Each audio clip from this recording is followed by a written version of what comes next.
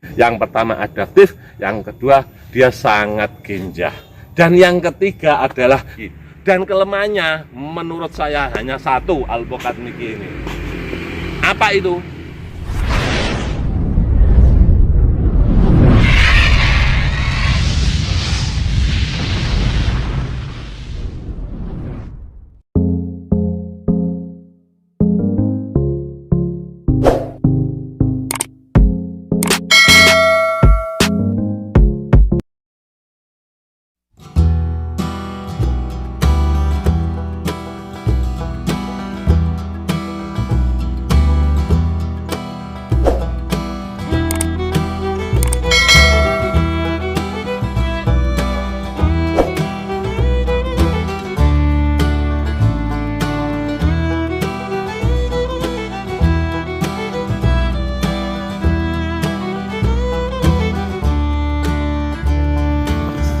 Assalamualaikum warahmatullahi wabarakatuh. Selamat berjumpa lagi dengan channel ini, channel tentang membahas pertanian pisang dan alpukat. Oke, sahabat petani alpukat, di sini saya akan sedikit mengurai masalah alpukat Mickey.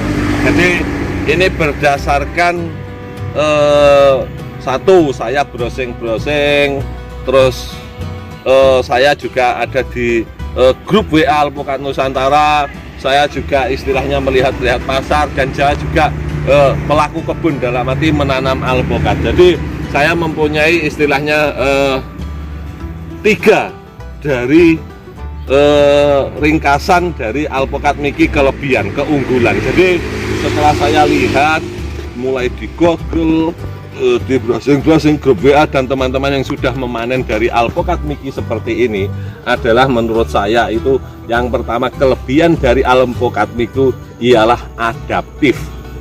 Adaptif apa itu? Adaptif di semua MDPL. Nah, MDPL itu apa? Meter di atas laut. Jadi MDPL itu adalah meter di atas permukaan laut yang berfungsi untuk apa? Ada alpukat-alpukat tertentu yang dimana apabila dia ditanam di MDPL tinggi, yang sebelumnya pit itu adalah pohon induk tunggal yang berada di MDPL rendah, itu tidak berbuah. Atau sebaliknya, yang biasanya ditanam di dataran tinggi, ditanam di dataran rendah juga tidak berbuah. Kalaupun berbuah, buahnya sedikit. Kalaupun berbuah, sangat lama. Bisa umur 7 tahun, 8 tahun, 10 tahun. Nah, inilah kelebihan dari alpukat Mickey. Adaptif di semua MDPL. Saya melihat di grup-grup WA 1000 MDPL, dia berbuah di usia yang sangat masih muda, 2 tahun, 3 tahun. Dan di sini di MDPL 100-an, ini daerah Tulungagung, usia tanam 2,5 tahun ke 3 tahun, alpukat Mickey sudah berbuah. Jadi alpukat Mickey itu menunjukkan dia adaptif di semua MDPL. Kalau karakter buah, kalau bentuk buah, mungkin karena MDPL-nya tidak sama, mungkin dia akan merubah. Ada sebagian orang yang mengatakan ini di MDPL tinggi menjadi kandungan air tinggi, agak belinyek dan lain sebagainya. Ada yang mengatakan di MDPL rendah, kualitas dari buah alpukat Mickey rasanya lebih pulen, kandungan airnya berkurang, agak manis, sangat creamy dan lain sebagainya. Itu testimoni para alpukat Indonesia yang sudah terkenal. Kalau saya hanya sebagai pemula yang baru menanam, khusus alpukat Mickey baru buah pertama kali ini di usia 3 tahunan. Jadi setelah saya pelajari, menurut saya pribadi ada 3 kelebihan dari alpukat Mickey. Yang pertama adaptif seperti yang saya uraikan tadi. Yang kedua, dia itu sangat genjah. Genjah apa? Dalam arti di usia yang sangat muda dia sudah berbuah di MDPL berapapun.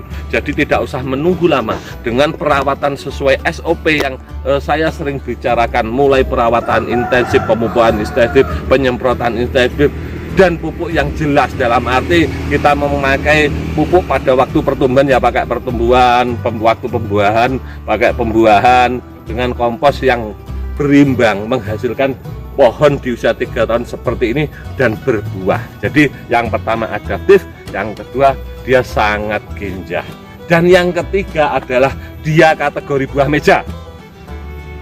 Buah meja bagaimana?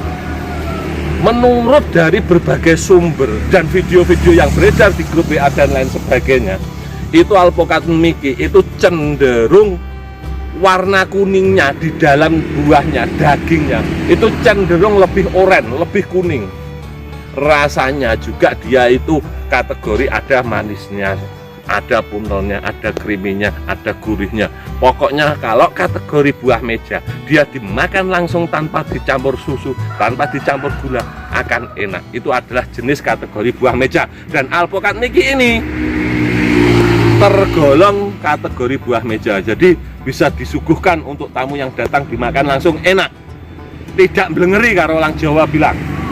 Jadi itulah menurut versi saya kelebihan dari alpukat Mickey. Dan kelemahannya menurut saya hanya satu alpukat Mickey ini. Apa itu? Karakteristik dari buah bundar itu bijinya atau biji dari alpukat Mickey itu agak besar. Jadi mungkin dia genjah, adaptif, rasanya nikmat, tetapi buahnya memang bundar, terus isinya agak besar. Itu adalah kelemahan dari alpukat Mickey, bijinya agak besar. Tapi menurut saya itu bukan suatu istilahnya yang sangat frontal, yang sangat istilahnya apa ya, berpengaruh dari alpukat Mickey ini. Karena apa? Saya lihat harga jual dari alpukat Mickey ini tetap tinggi. Jadi menurut saya alpukat Mickey layak untuk dikebunkan, alpukat Mickey layak untuk ditanam di depan rumah, di belakang rumah, ataupun dikebunkan secara natural. Bisa dilihat, ini di usia 2,5 tahun sangat gejah, buah juga sangat banyak. Nah, ini itu buah semua itu. Dan kalau Anda melihat untuk pasar, ukuran buah tidak terlalu besar, saya kira pasarnya juga bagus. Karena apa?